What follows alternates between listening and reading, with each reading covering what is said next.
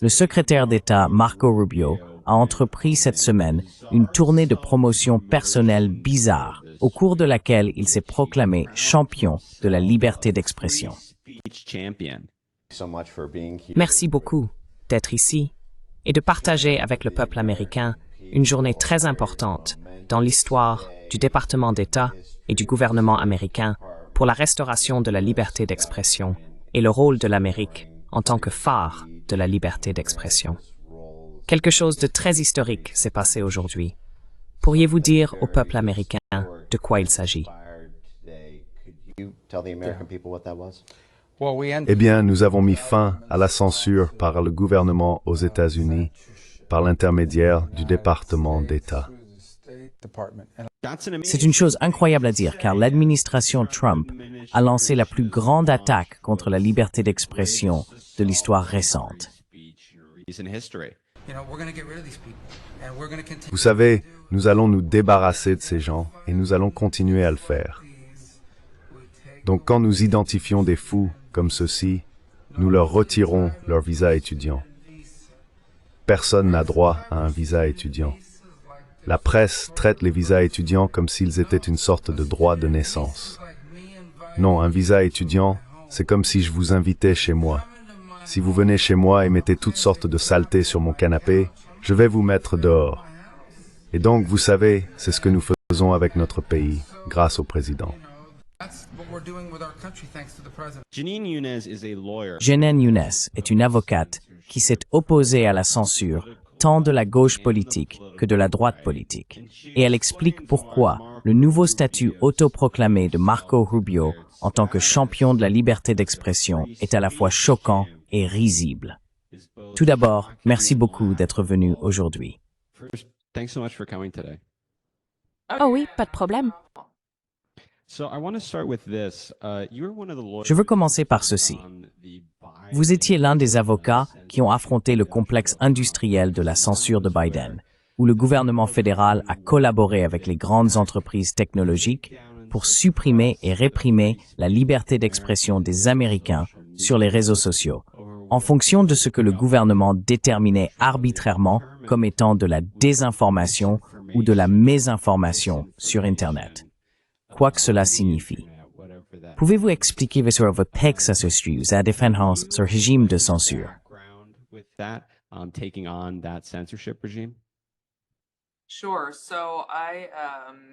Eh bien, j'avais été opposée aux restrictions liées au COVID, ce qui est en quelque sorte la façon dont je me suis impliquée dans ce domaine. Et puis j'ai pris conscience que beaucoup de gens comme moi, et même, vous savez, bien plus qualifiés que moi pour parler de ces questions, comme les épidémiologistes Jay Bhattacharya et Martin Kulldorff, dont le premier est actuellement le directeur des NIH, avaient été censurés sur les réseaux sociaux lorsqu'ils s'écartaient des vues du gouvernement, notamment sur les vaccins contre le COVID, mais aussi sur d'autres sujets, y compris les mandats de port du masque et les confinements. Il est donc devenu évident pour moi et pour d'autres personnes que le gouvernement était impliqué dans cette censure.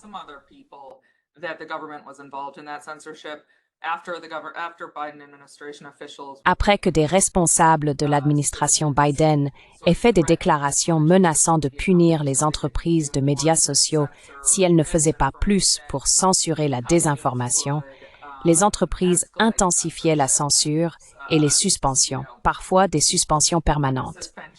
Étant donné le calendrier des déclarations, il est devenu clair que le gouvernement influençait ces politiques. J'ai en fait intenté un procès en mars 2022 au nom de 3 utilisateurs de Twitter. Ces individus avaient été censurés sur Twitter. Ils étaient en quelque sorte des dissidents du COVID, ils n'étaient pas des scientifiques.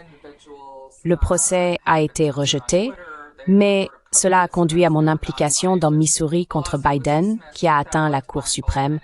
J'ai représenté Jay Bhattacharya, Martin Kulldorff et quelques autres personnes qui avaient été censurées.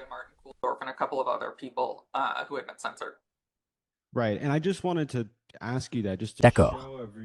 Et je voulais juste vous poser cette question pour montrer à tout le monde votre crédibilité sur ces questions de liberté d'expression. Car en ce moment, il y a une attaque flagrante aux États-Unis contre la liberté d'expression. principalement les opinions pro-palestiniennes. Mais vous êtes quelqu'un qui a défendu non seulement des opinions avec lesquelles vous êtes d'accord, mais aussi des opinions de personnes conservatrices avec lesquelles vous n'êtes pas d'accord, ce qui montre votre crédibilité.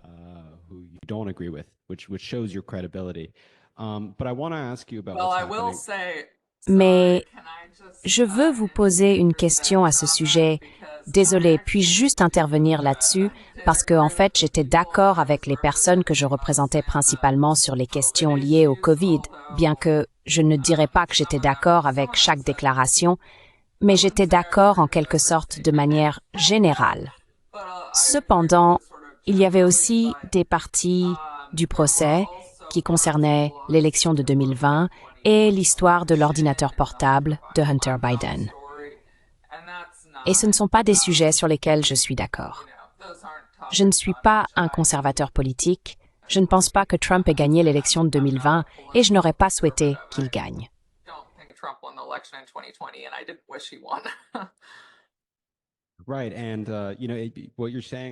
C'est vrai.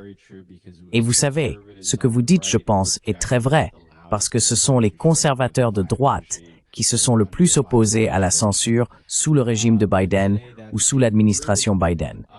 Mais aujourd'hui, ce même groupe qui était juste victime de censure il y a 4 ans demande encore plus de censure sous Trump. Dans ce cas, contre leurs ennemis politiques, qui sont en réalité juste les ennemis politiques d'Israël. Alors, que pensez-vous de cette dynamique tribale où les gens semblent encourager la censure tous les 4 ans, selon la faction politique au pouvoir? Cela vous a-t-il surpris?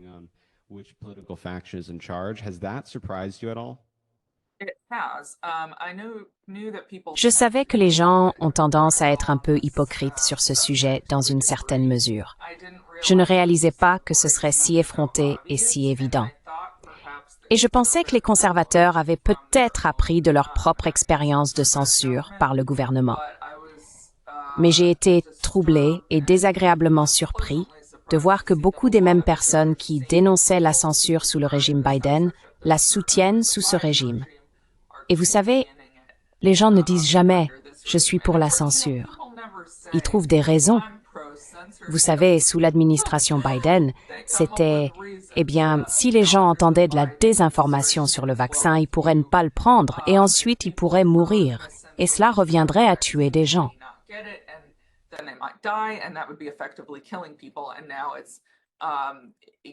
Et maintenant, c'est, vous savez, eh bien, vous êtes un supporter de terroristes, donc c'est bien de vous censurer, ou vous êtes un invité dans notre pays.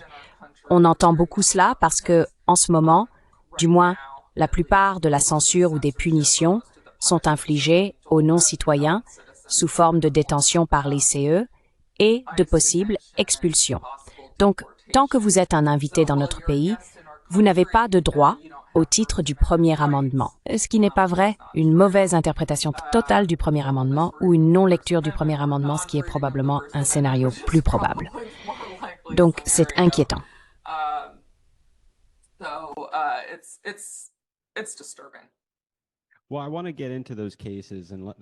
Eh bien, je veux aborder ces cas, et je pense que nous devrions commencer par les expulsions.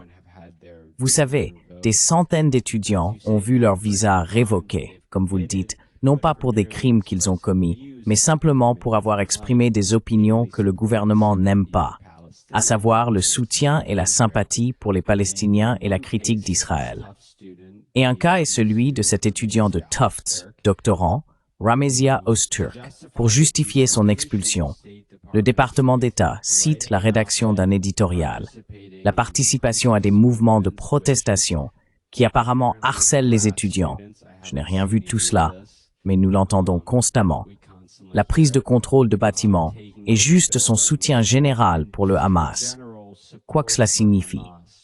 Jeanine, comment pensez-vous que les tribunaux réagiront à cela? Et que ferait le fait de permettre au département d'État d'expulser arbitrairement des résidents permanents et légaux en raison de leurs éditoriaux qu'ils écrivent à notre premier amendement aux États-Unis? Okay, so I have so much to say about this. D'accord, j'ai beaucoup à dire à ce sujet. Je vais essayer de rester succincte, mais il y a beaucoup à couvrir. Tout d'abord, il est très important que les gens se souviennent de ce que dit le texte du premier amendement, à savoir, le Congrès ne fera aucune loi restreignant la liberté d'expression. Il ne s'agit pas du statut d'immigration de l'orateur. C'est une restriction imposée au gouvernement.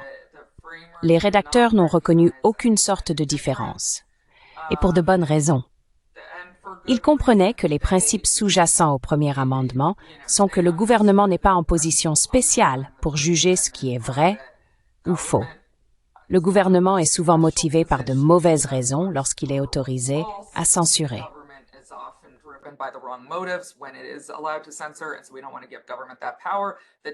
Et donc, nous ne voulons pas donner ce pouvoir au gouvernement. Le débat et la discussion sont les meilleurs moyens de résoudre les questions de politique actuelles. Donc, vous savez, d'un point de vue purement juridique, il est évident pour moi que si une loi permet à quelqu'un d'être expulsé uniquement pour ses discours ou ses opinions, alors elle est incompatible avec le premier amendement et devrait être annulée. Ce qui se passe dans ces cas, c'est que beaucoup de gens comme Rubio confondent la conduite d'autres personnes non nommées avec la personne en question. Donc, ils disent, eh bien, des étudiants à Columbia ont pris le contrôle de ce bâtiment. Et eh bien, Öztürk n'est pas accusé de cela, ni Mahmoud Khalil.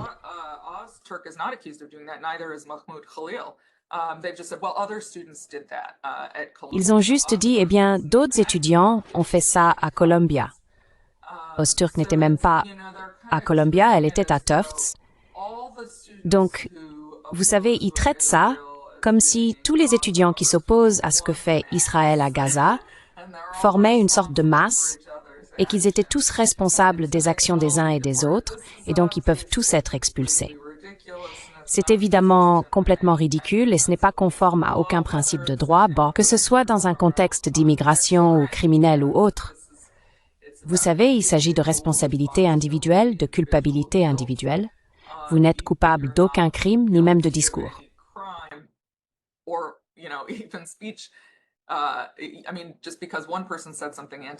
Je veux dire, juste parce qu'une personne a dit quelque chose d'antisémite lors d'une manifestation, ce qui est toujours un discours protégé par le premier amendement, mais supposons, pour le bien de l'argument, qu'il y ait un discours antisémite protégé par le premier amendement, mais évidemment pas souhaitable. Cela ne signifie pas que tout le monde à la manifestation a participé à ce discours.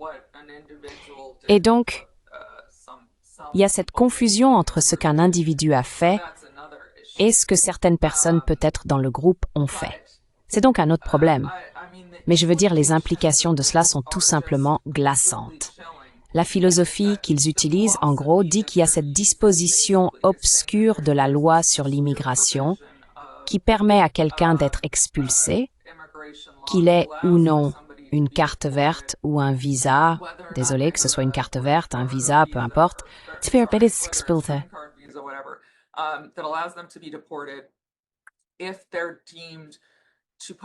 s'ils sont jugés comme posant une menace pour notre politique étrangère, et ce que Rubio dit, c'est que c'est notre politique de combattre l'antisémitisme à l'étranger.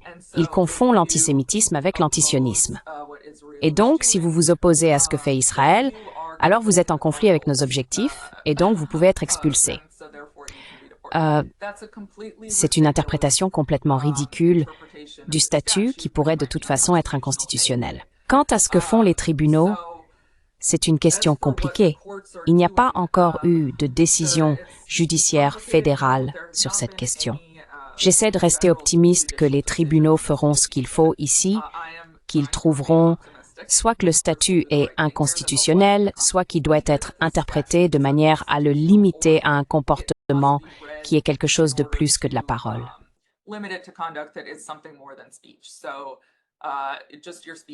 Donc, juste votre discours, vos opinions, votre participation à des manifestations ne peuvent pas être la base pour conclure que vous représentez une menace pour notre politique étrangère.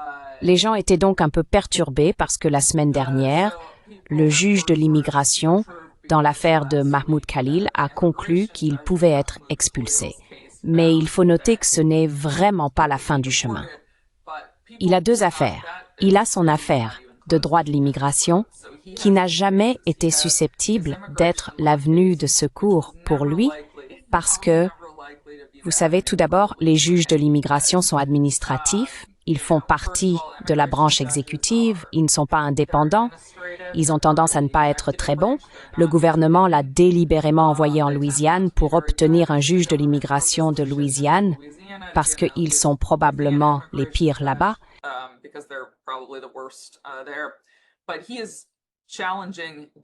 Mais il conteste la constitutionnalité de sa détention et de son expulsion devant un tribunal fédéral, affirmant essentiellement que le statut est inconstitutionnel ou qu'il est inconstitutionnel tel qu'appliqué à lui.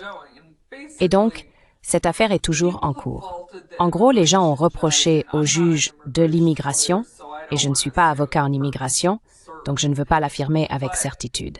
Mais le statut semble en quelque sorte donner unilatéralement au secrétaire d'État le pouvoir de déterminer si quelqu'un peut être expulsé en vertu de celui-ci. Il me semblait donc qu'elle disait « Regardez, le statut ne me donne pas le pouvoir de remettre en question la décision du secrétaire d'État ici. Si vous pensez que le statut est inconstitutionnel, vous pouvez contester cela devant un tribunal fédéral, ce qu'il fait. » Donc, c'était toujours la voie qui était plus susceptible de fournir un recours ici.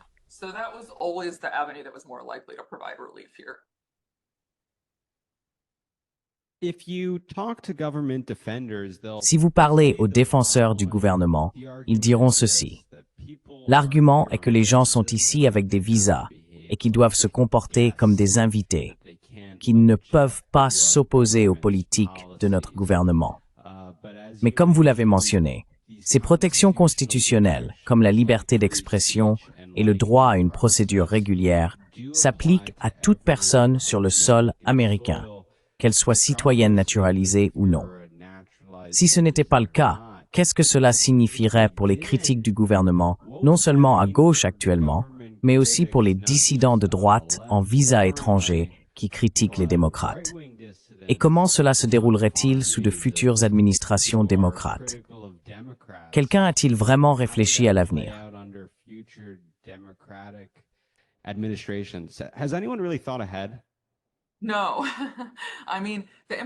Non, je veux dire, les implications de cela sont extraordinaires et je ne pense pas que les gens y aient vraiment réfléchi. Ce que cela signifie essentiellement, c'est que si le gouvernement peut simplement vous expulser à tout moment parce qu'il n'aime pas vos opinions, personne ne peut avoir l'assurance de la stabilité dans ce pays. Vous savez, beaucoup de gens épousent des non-citoyens et quand vous épousez un non-citoyen, mon père l'a fait, elle a obtenu une carte verte et ensuite elle est devenue citoyenne. Je veux dire, Mahmoud Khalil a un enfant en route. Il est marié à une citoyenne américaine. Les enfants dont les parents ont des cartes vertes et n'ont pas encore obtenu la citoyenneté, devraient-ils s'inquiéter que l'administration change, soit en désaccord avec les opinions de leurs parents et puisse les expulser du pays?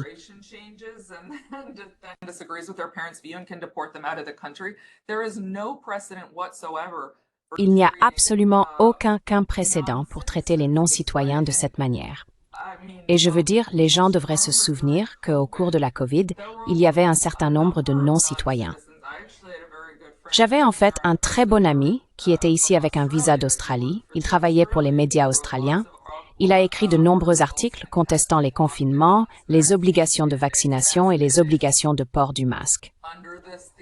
Selon cette théorie, le gouvernement aurait pu dire que c'est notre politique de combattre la COVID dans le monde entier.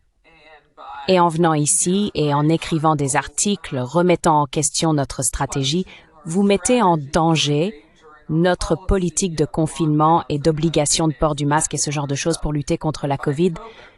Nous allons vous expulser. C'est vraiment mauvais pour les gens. C'est mauvais pour l'Amérique. Nous voulons que les IN venir ici et avoir un certain sentiment de stabilité.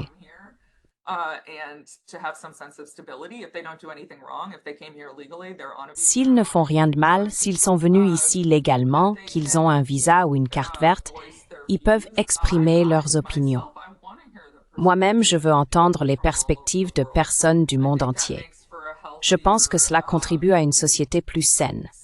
Je veux apprendre de personnes qui ont vécu des choses différentes, qui pourraient avoir une perspective différente. L'idée que vous êtes un invité dans notre pays, donc si vous avez des opinions qui m'offensent, partez, est complètement insensé. J'ai vu Megyn Kelly faire ce point avec Glenn Greenwald. Elle dit « Eh bien, je n'aime pas les opinions de Mahmoud Khalil, en gros, donc il devrait être expulsé du pays. » Je veux dire, qui décide de cela? Moi, j'aime ces opinions. C'est tellement arrogant de penser que vous pouvez prendre cette décision.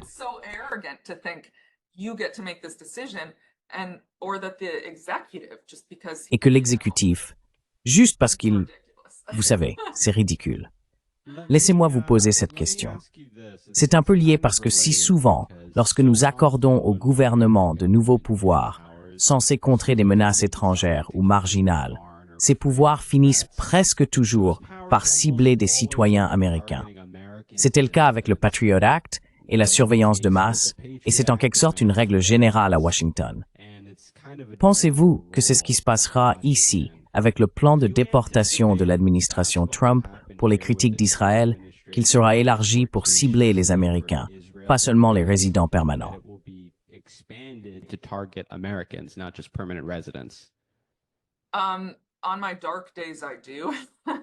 Dans mes jours sombres, je le pense. Je crois qu'il est très probable qu'ils s'en prendront aux citoyens naturalisés et essaieront de trouver des moyens de leur retirer leur citoyenneté. Il y a eu un cas assez connu d'une femme nommée, j'ai oublié son prénom, Odeh, Rasmea Odeh, je crois, à Chicago. Elle était palestinienne. Ils voulaient essentiellement se débarrasser d'elle parce qu'elle était extrêmement pro-Palestine. Alors ils ont trouvé quelque chose sur sa demande de citoyenneté et lui ont essentiellement retiré sa citoyenneté. Je pense que c'est ce qu'ils vont faire.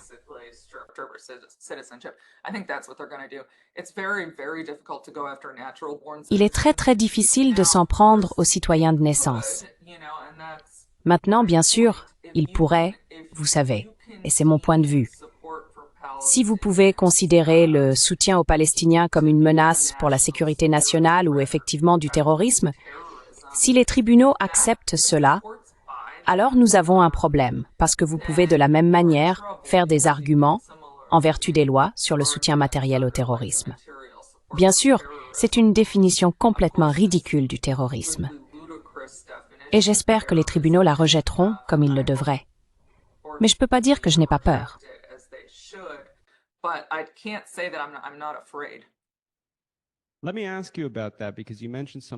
Permettez-moi de vous poser une question à ce sujet, car vous avez mentionné quelque chose de très intéressant, à savoir la tendance des tribunaux à reconnaître la capacité du gouvernement à fondamentalement subvertir la Constitution, si cela signifie protéger la sécurité nationale. Cela a récemment été évoqué dans le cas de TikTok, où ils ont essentiellement dit « Oui, vous pouvez interdire cette application parce que c'est une application de propagande chinoise. » Nous accepterons simplement vos arguments, selon lesquels l'algorithme est biaisé et diffuse de la propagande, peu importe, et nous vous permettrons de le faire. Prévoyez-vous que davantage de décisions de ce type seront prises, qui subvertissent fondamentalement tous nos droits constitutionnels au nom de la sécurité nationale?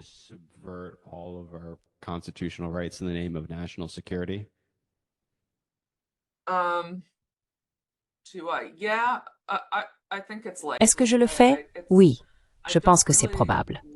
Je n'aime pas vraiment faire des prédictions.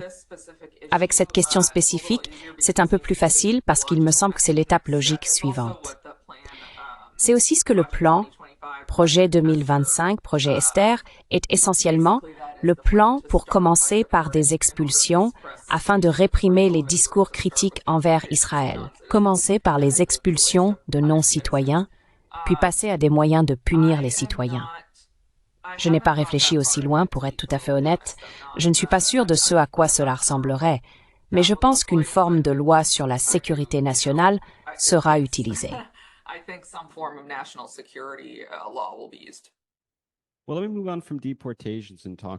Eh bien, permettez-moi de passer des expulsions et de parler de la manière dont l'administration Trump essaye de prendre le contrôle de nos universités de manière générale.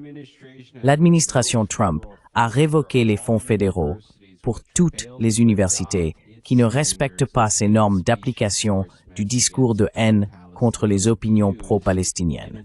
Et elle a envoyé des lettres à un certain nombre d'écoles décrivant les mesures qu'elles doivent prendre pour recevoir ces fonds à l'avenir, comme adopter la définition de l'antisémitisme de l'IHRA et placer certains départements sous tutelle académique, un contrôle gouvernemental du programme.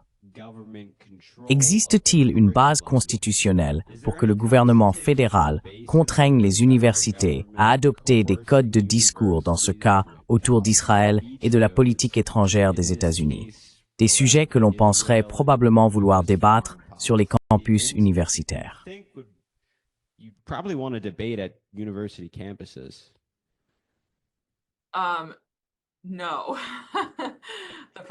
Non, le gouvernement fédéral ne peut pas faire cela. Et les gens continuent de faire valoir sur les réseaux sociaux que, vous n'avez pas droit au financement fédéral. Mais il existe une jurisprudence très claire qui dit que le gouvernement fédéral ne peut pas conditionner son financement à la suppression de certains points de vue. Donc, une fois qu'il décide de donner les fonds, il ne peut pas dire, vous ne recevez les fonds que si vous supprimez les points de vue pro-palestiniens ou pro-israéliens. C'est complètement inconstitutionnel.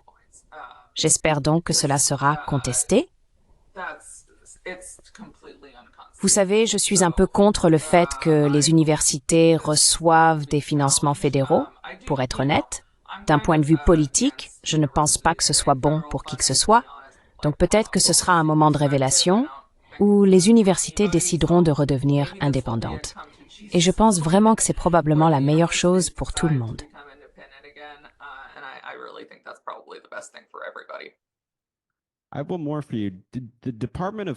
J'en ai une autre pour vous. Le département de la sécurité intérieure a annoncé la semaine dernière qu'il allait commencer à surveiller les réseaux sociaux pour repérer les détenteurs de visas qui critiquent Israël.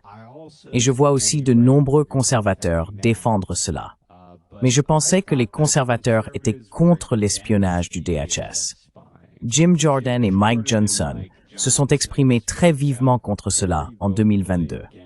Ils disaient des choses comme « Le DHS surveillera votre compte Twitter, mais ne sécurisera pas la frontière », ce qui semble être exactement ce qui se passe maintenant. Et c'est vraiment étonnant, parce que l'opposition à la surveillance gouvernementale était quelque chose d'essentiel dans le discours de droite ces 4 dernières années. Mais maintenant, ils ont adopté ces outils pour cibler les critiques d'Israël aux États-Unis. Je me demande ce que vous en pensez.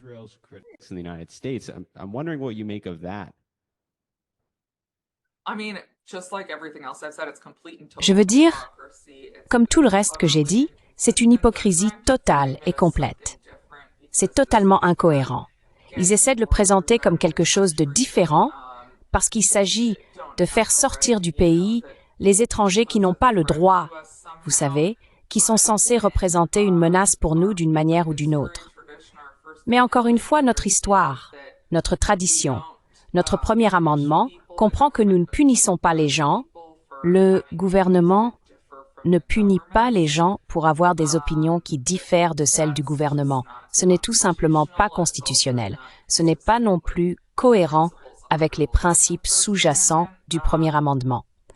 Donc, c'est juste une hypocrisie totale.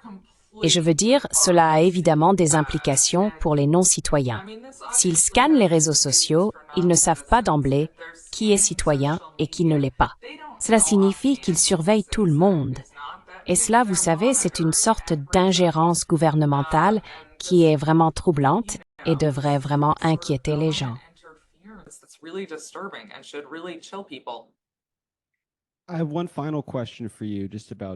J'ai une dernière question pour vous, concernant ce que vous anticipez comme réaction face à la censure.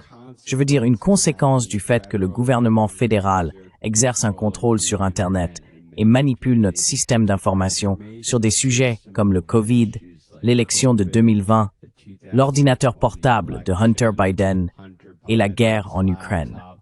Et que de moins en moins de personnes croient aux récits officiels vers lesquels elles sont orientées.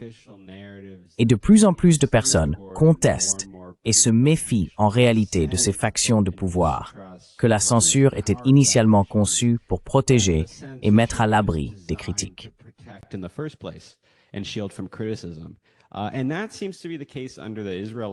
Et cela semble être le cas sous le régime de censure du lobby israélien également.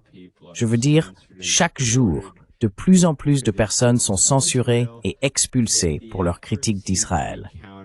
Pourtant, les efforts semblent contre-productifs, car, en même temps, nous avons ces nouveaux sondages de Gallup et Pew qui montrent que le nombre d'Américains qui sympathisent avec les Palestiniens est à un niveau record, et le désenchantement envers Israël l'est aussi. Je me demande si c'est quelque chose que vous avez également remarqué. Oui, je veux dire. Et vous savez, c'était l'une des raisons pour lesquelles les rédacteurs ont inclus le premier amendement dans la Déclaration des droits. Je veux dire l'une des...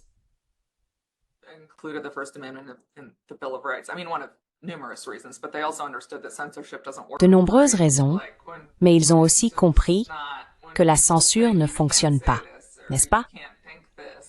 Comme quand les gens disent que vous ne pouvez pas dire ça, ou vous ne pouvez pas penser ça, ou vous ne pouvez pas entendre parler de ça.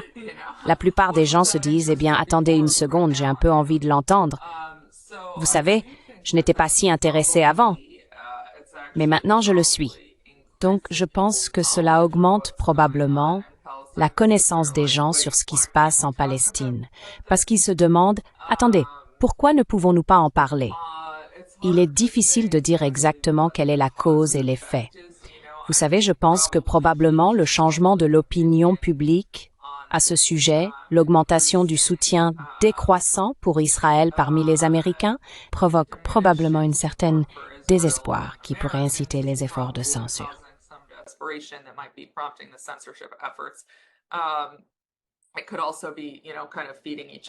Cela pourrait aussi être une sorte d'alimentation mutuelle. Il ne me semble pas que les personnes qui imposent ces politiques aient beaucoup réfléchi à l'avenir, mais ce serait assez normal pour des politiciens. Ils ne s'en soucient pas vraiment, car il s'agit simplement de gagner la prochaine élection ou d'obtenir des taux de popularité élevés en ce moment. Ils n'ont pas vraiment tendance à penser à long terme. Mais je pense que, bien sûr, cela se retournera finalement contre les personnes qui font cela. Mais c'est très effrayant en ce moment pour tout le monde, je pense, qui est un défenseur pro-Palestine.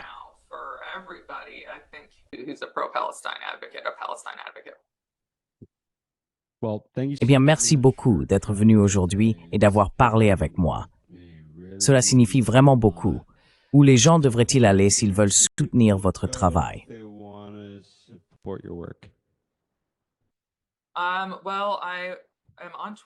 Eh bien, je suis sur Twitter. C'est le meilleur endroit pour me trouver en ce moment à Jenin, Younes Esquire, G-E-N-I-N, Y-O-U-U-N-E-S-Q. J'ai aussi un podcast appelé Previously Prohibited avec ma co-animatrice Melissa Witt. Alors abonnez-vous, peu importe, retrouvez-nous là-bas. Parfait.